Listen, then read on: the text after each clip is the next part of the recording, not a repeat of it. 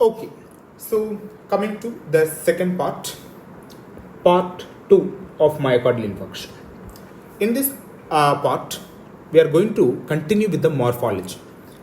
In the last video, I have made a mistake, so please correct it. The order in which the arteries are involved, it is the LAD. I have repeated it is LAD, circumflex, and finally I have told that it is RCA. But see, we have proper evidence to support that the LAD is involved first, followed by 30 to 40% right coronary, then 15 to 20% only we have the left circumflex coronary artery. So please remember it is LAD, RCA, LCX, 40 to 50, 30 to 40, 15 to 20. Fine? Yes. So please take note of this correction.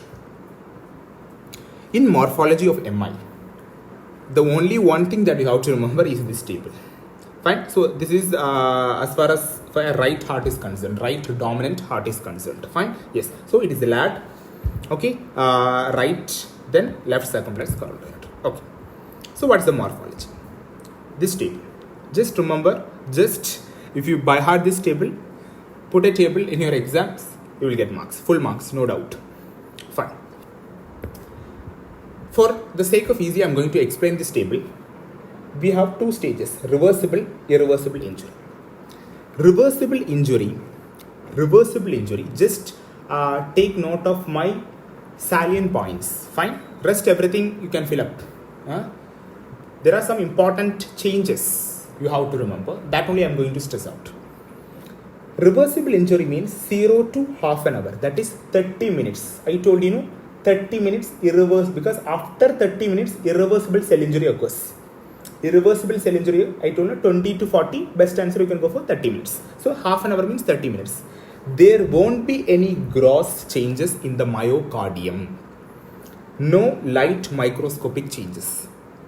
Only in electron microscope you can see there is relaxation of myofibrils, loss of glycogen, mitochondrial swelling. 3 changes. Fine. Myofibril relaxation, glycogen loss, mitochondrial swelling. Fine. Okay. Fine. Okay. No light microscopy gross features. Irreversible injury means 30 minutes to 4 hours. Again, no gross features. No gross features. Waviness of fiber. Here comes the question, what is the earliest light microscopic finding in myocardial infarction? Your answer should be waviness of fiber. See, half an hour to 4 hours, waviness of fibers. In electron microscope, you can see mitochondrial amorphous density and sarcolemmal disruption. Out of that, mitochondrial amorphous density is very important. Fine.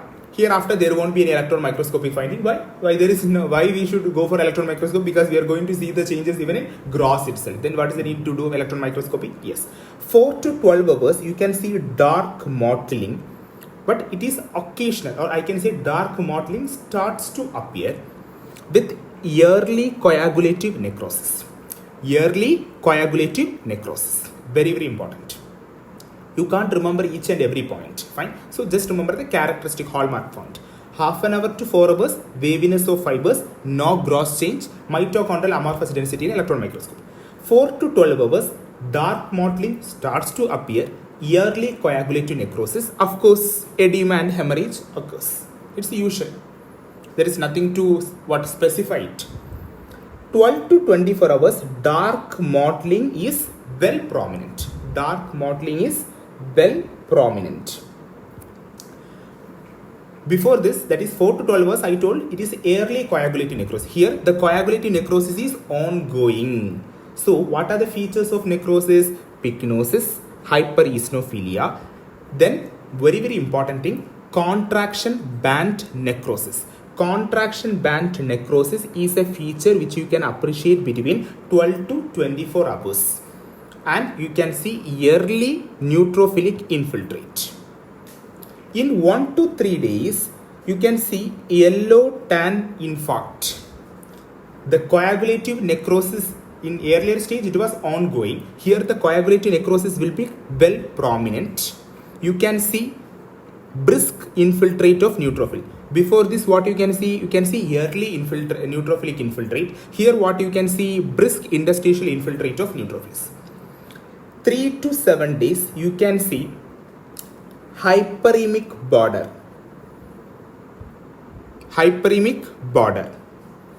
There will be dying of neutrophils. Neutrophil starts dying and macrophages starts to appear. See, each word is important. Neutrophils dying, macrophages starts to appear. That is phagocytosis starts to appear. That is early phagocytosis. 7 to 10 days, you can see maximally yellow tan. The phagocytosis is well marked. Granulation tissue appears only at the margins.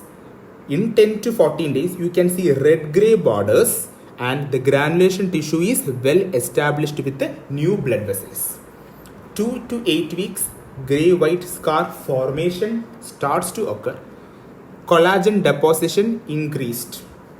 More than 2 months, complete scarring with dense collagenous scar. I know it's a bit complicated. Let us erase it everything. Let us study once again. Then only we can remember, right? Fine. Okay. Once again. Because this is the heart of the topic. As far as pathology is concerned, the pathology of myocardial infarction is concerned, it is this table from which you can get thousands of MCQs. Yes, they may give you, okay, what is the change? What is the gross change? What is the light microscopic change? Which of the following is not an change? They will give you early neutrophilic infiltrate. Neutrophilic infiltrate is prominent. Granulation tissue is at the margin. Okay, at which days or on what day you can see the so and so changes. So this is how they are going to confuse you. So if you have a very good idea, if you are clear cut, okay, if you understand it properly, you can solve any sort of confusing MCQs. Fine. 0 to half an hour, that is 30 minutes, no gross change, no light microscopy. That is why I am using electron microscopy to observe the changes. What are the changes? Myofibril relaxation, mitochondrial swelling, glycogen loss. 30 minutes to 4 hours. Again, here also I can't see any gross features. Here comes the first MCQ. What is the earliest light microscopic finding? Your answer should be waviness of fibers. Still, I can confirm by mitochondrial amorphous density in electron microscopy. Next question, when does the earliest gross feature occur? What is the earliest gross feature? Dark mottling starts to appear. That is why in bracket they have given occasional. What is the time period? 4 to 12 hours. So they will ask you one question. Hereafter I am going to give you MCQ, okay, multiple choice question. Like name the following. So you can very easily you can by heart these things. Fine. So what is the earliest electron microscopic finding? Glycogen loss, mitochondrial swelling, relaxation of myofibrils. What is the earliest light microscopic finding? Waviness of fibers. What is the time period at which the waviness of fibers occurs? 30 minutes to 4 hours. Next comes the question, what is the earliest gross change? Dark mottling, time period 4 to 12 hours. In 4 to 12 hours period, what is the light microscopic finding you are going to see? It is early coagulative necrosis. Next comes the question, at what time period the dark mottling becomes prominent or well established? Answer 12 to 24 hours. At that time, what will be the electron microscopic finding? The coagulative necrosis will be ongoing. Out of that, the most prominent light microscopic finding, the answer is contraction band necrosis with the early neutrophilic infiltrate. They will give contraction band necrosis in option. You have to mark that only. That is more specific. Then 1 to 3 days, yellow tan starts to appear.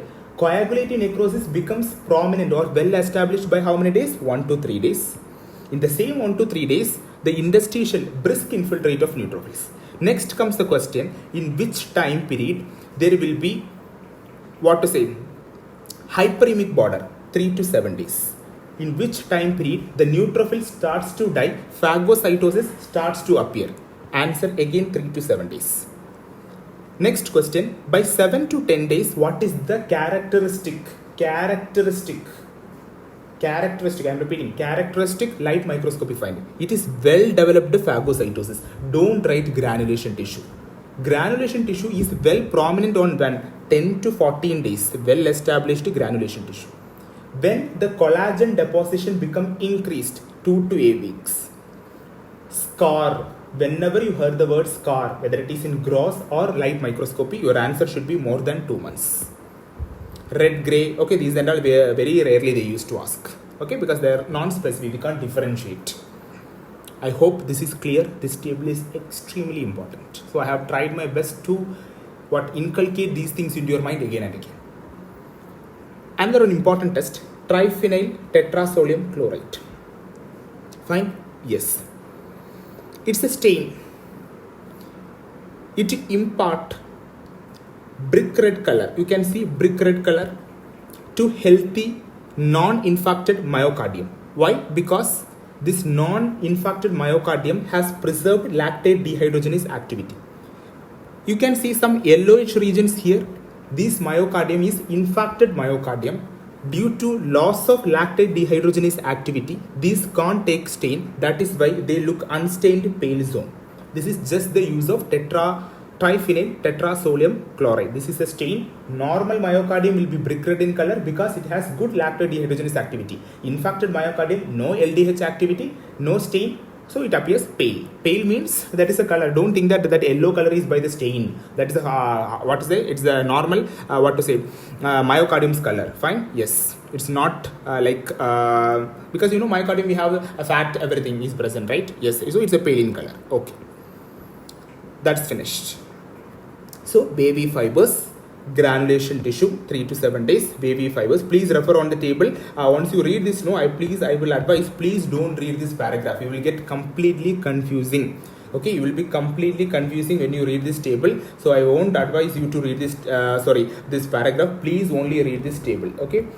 Please only read this table. It's the VVIP table. Okay, this is crisp and well oriented. Okay, if you read in the paragraph, you will get confused. So let us go to some of the pictures. Okay, see what you can see here. Waviness of fibers. Yes, waviness of fibers is the earliest light microscopic findings. You know what is the time period. Yes, come back to the table. It is 30 minutes to 4 hours. Okay, next, second picture.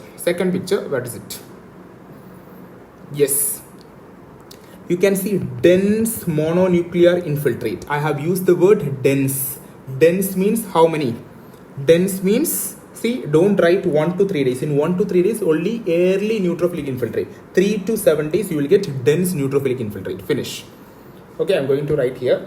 It's 30 minutes to 4 hours. See, this is how you have to study. Fine? Yes. At a way, like a single go, you can't remember everything. Just go to the picture, come back to the table, read it again. Okay, try to apply it. You yourself frame question, you yourself ask questions to yourself, you yourself try to answer. If you go wrong, you go back to the table, read it. This is how you can make a concept more clear and clear. Fine, this is 3 to 7 days. Okay, next coming into picture C. In picture C, you can see here, what is a phagocytosis? Phagocytosis when, yes, well-developed phagocytosis, 7 to 10 days. Then here granulation tissue and finally healed granulation tissue, well-developed granulation tissue is 10 days. And finally collagen scar. Am I right? Dense collagenous scar. Scar means more than 2 months. Coming into the next, reperfusion injury. Already I have discussed reperfusion injury in cell injury chapter. Now I am going to, sometimes it may be asked as ischemic reperfusion injury or myocardial reperfusion injury. What are the reasons for myocardial reperfusion injury? Mitochondrial dysfunction, myocyte hypercontracture, free radical. Actually, the free radical is the most common. It's the well-established, well-accepted theory for reperfusion injury. Leukocyte aggregation, platelet and complement activation. Fine? Yes. That is because of reperfusion, the injury get aggravated. That is the thing. Yes, here comes the MCQ part, or what is the morphology. You can see following what is the gross and histopathological changes. In gross changes, you can see that yes, you can see necrosis. You can see some brownish color. This is myocardial necrosis. So this is one of the gross finding. And in histopathology, the most important characteristic finding is what we call it as contraction band necrosis with the eosinophilic infiltrate, hypercontracted sarcomeres. So these are the two important histopathological findings that you have to write in case of myocardial reperfusion injury. Number one is contraction band necrosis. This is a characteristic picture. The contraction band necrosis, you can see, these are what infiltrates. Yes, this is the characteristic contraction band necrosis. They will give you in any competitive exams, and they will ask you what is it. It is not what is the infarction. It is actually the reperfusion injury. Fine. Yes, and the second is what we call as eosinophilic bands of hypercontracted sarcomeres. You can see, some orangish granules. These are nothing else but eosinophilic infiltrate. So eosinophilic infiltrate. You should know how to differentiate this from, in myocardial infarction also I told you contraction band necrosis.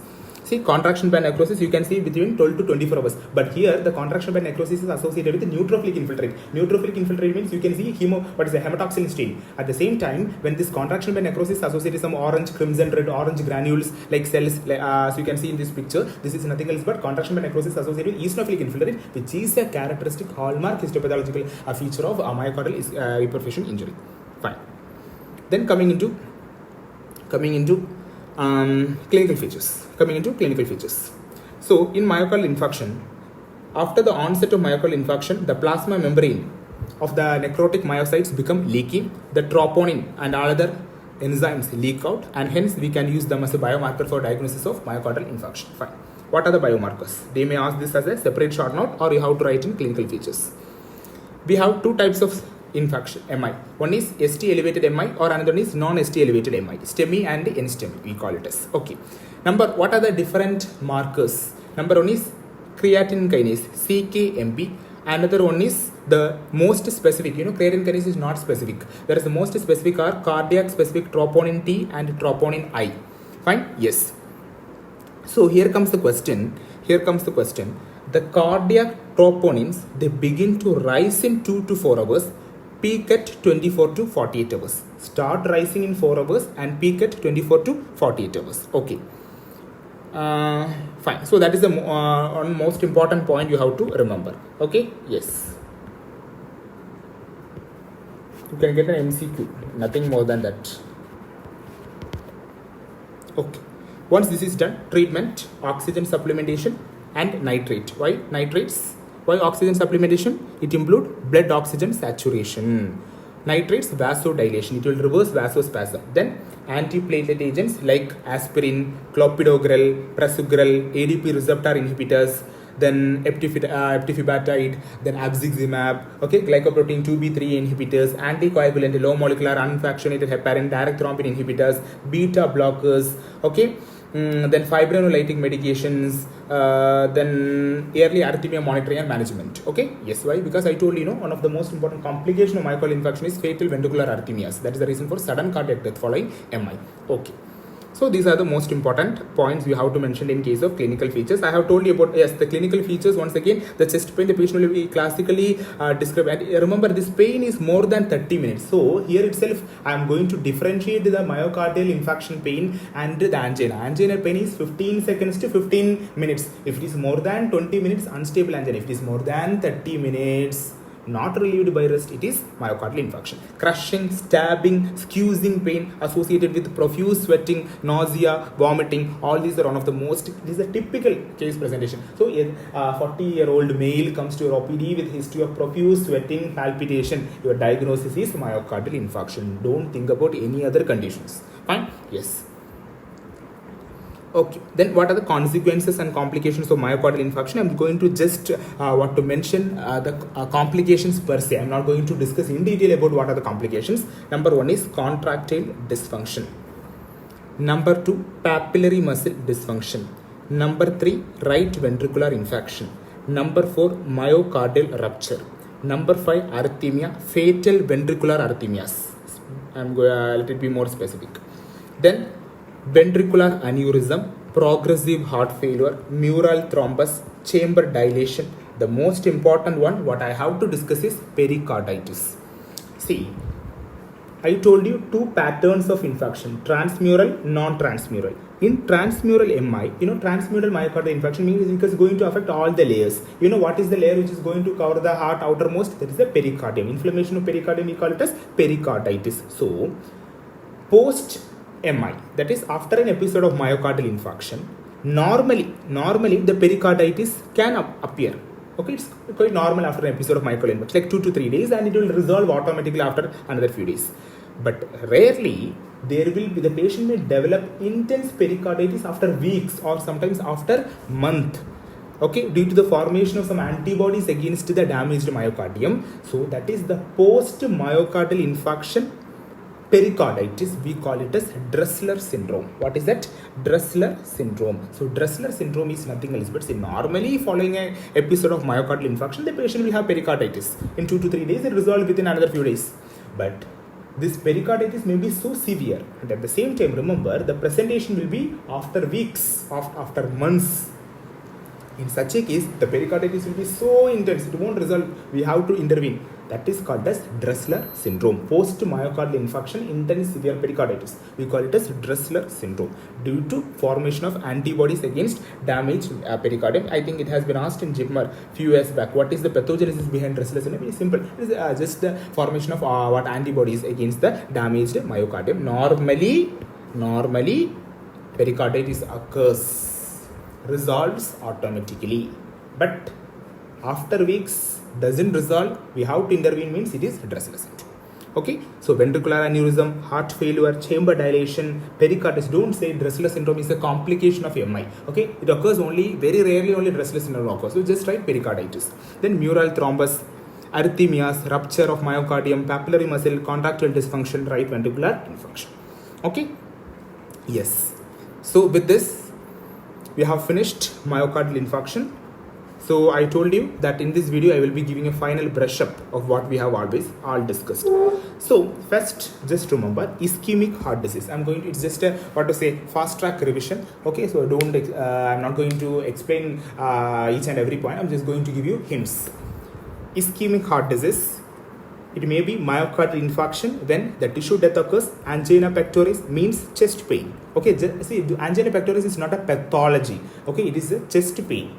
Then chronic IHD with heart failure. Okay, in sudden cardiac death because of fatal ventricular arrhythmia following myocardial infarction. Finish. Then coming into pathogenesis. Remember, chronic vascular occlusion. 70% means exertional angina. 90% lumen obstruction means angina on rest. Please remember, again I have made this correction. What is the order of arteries? The order of arteries: LAD followed by right coronary followed by LCX. Okay, then acute plaque change. What is that? Changes: ulceration, fissuring, hemorrhage, superficial erosion, rupture. Consequences of myocardial ischemia. Don't write for myocardial ischemia. Also, don't write MI. MI is actually what for myocardial infarction. So ischemia means write myocardial ischemia. Stable angina, unstable. Unstable angina means angina is unstable or plaque is unstable. Remember, it is the plaque which is unstable. Then myocardial infarction due to occlusion, sudden cardiac death, fatal ventricular arrhythmia. Angina 15 seconds to 15 minutes. Stable angina only on emotional stress. Then it will be relieved. Prince metal, it is also a type of stable angina only. It's a variant because there will be significant atherosclerosis. Unstable or present angina more than 20 minutes. Very important. In myocardial infarction, remember the causes for embolus. Then myocardial response, irreversible cell injury 30 minutes or 20 to 40 minutes. Onset of ATP depletion within seconds. Microvascular injury states after 1 hour. Then the patterns, we have transmural, in that LAD, LCX and right coronary. Non-transmural, regional subendocardial infarct. Then circumferential or global subendocardial infarct. Then small intramural microinfarct. Then coming into the order, again LAD followed by RCA followed by LCX. Then remember this table, just few MCQs. Earliest light microscopy is finding is waviness of fibers. Earliest gross feature is dark modeling, time 4 to 12 hours. Then what is the earliest electron microscopy finding? Loss of glycogen, myofiber relaxation, mitochondrial swelling. Well developed phagocytosis in 7 to 10 days. Contraction by necrosis with interstitial neutrophilic infiltrate. Always think about myocardial infarction. At the same time, contraction by necrosis with eosinophilic infiltrate. Always think about myocardial reperfusion injury. Then collagenous scar more than 2 months. Then triphenyl tetrasodium chloride, normal myocardium, brick red color, infarcted, pale finish. Go through these pictures. Then causes of myocardial reperfusion injury, mitochondrial dysfunction, hypercontraction of myocytes. See, hypercontraction of the myocyte, contraction by necrosis, eosinophilic infiltrate. These are the histopathological features. The most accepted theory is free radical injury.